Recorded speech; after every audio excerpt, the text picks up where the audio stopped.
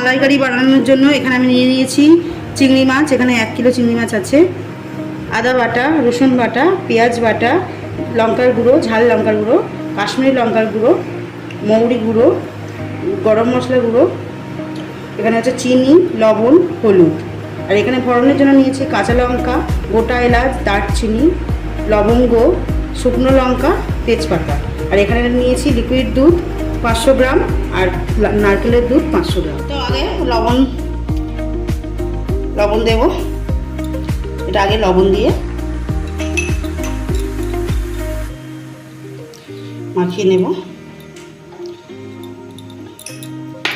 ভালো করে মাখিয়ে নেব। তো এটা ভালো করে আমি কিন্তু পরিষ্কার করে নিয়েছি, একদম ধুয়ে। এটা আপনাদের বাছা দেখানো হয় না, তো অন্য সময় আমি দেখিয়ে দেবো যে এটা কেমন করে চিংড়ি মাছ বাছতে হয়। তো আজকে আমি পুরো ভালোভাবে, অ্যাকচুয়ালি এটা 5 জনে বেছেছে, তাই তখন আর দেখানো হয় না। তবে দেখালে ভালোই হতো, সবাই মিলে বেছেছে, আপনাদের সাথে শেয়ার করলে কিন্তু আপনারাও আনন্দ পেতেন। তো অনেকেই বেছেছে, আমার মা মাসিরা মিলে, 4টে মাসি মিলে। কড়াই গরম হয়ে গেছে, এবার এখানে আমি সাদা তেল দেবো। তো এই পুরো রান্নাটাই আমি সাদা তেল দিয়ে করবো।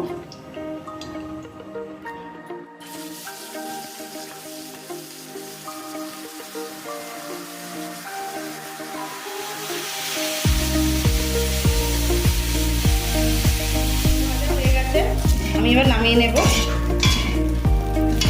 আমার গরম হয়ে গেছে, এবার আমি তেল দিয়ে দেব। এবার এখানে ফোড়নগুলো দিয়ে দেব, তেজপাতা, দারচিনি, লবঙ্গ, গোটা এলাচ, শুকনো লঙ্কা, কাঁচা লঙ্কা। একটু ভেজে নেবো, সেন্টটা বার হবে। যতক্ষণ না বার হবে ততক্ষণ আমি এখানে পরবর্তী মশলা দিতে পারবো না, একটু সেন্ট। এবার দেবো রসুন বাটা,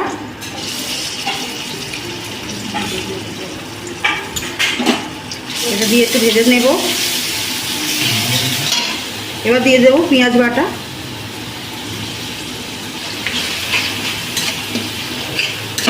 এটা ভালো করে এবার ভেজে নেব। তো ভাজা হয়ে গেছে দেখুন।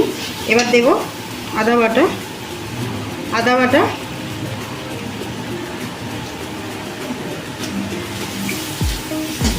এটা একটুখানি হালকা ভেজে নেব।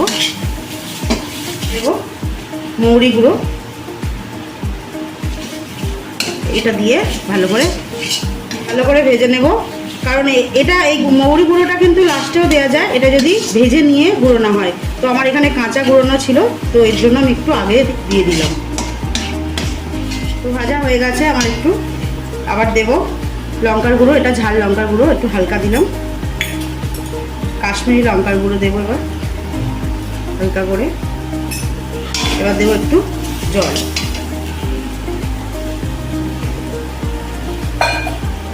সামান্য একটু জল দিয়ে দেবো। তো আমার রেডি হয়ে গেছে পুরো মশলাটা। এবার আমি দেবো এখানে নারকেলের দুধ। তো এই দুধটা আমি পুরো আপনাদের দেখাতে পারিনি, বাকি দুধটা দিয়ে দিচ্ছি, নারকেলের দুধ। এবার দেবো লিকুইড দুধ। এবার ভালো করে আমি এটা ফুটতে দেবো 1 মিনিট মতো। হালকা পরিমাণে লবণ, অবশ্যই লবণটা টেস্ট করে দেখে দিতে হবে। দেব চিনিটা অবশ্যই আপনাদের স্বাদ মতো দেবেন।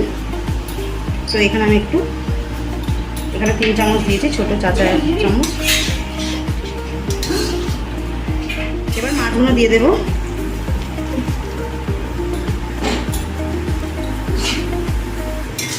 এইভাবে হতে দেব 3 মিনিট মতো।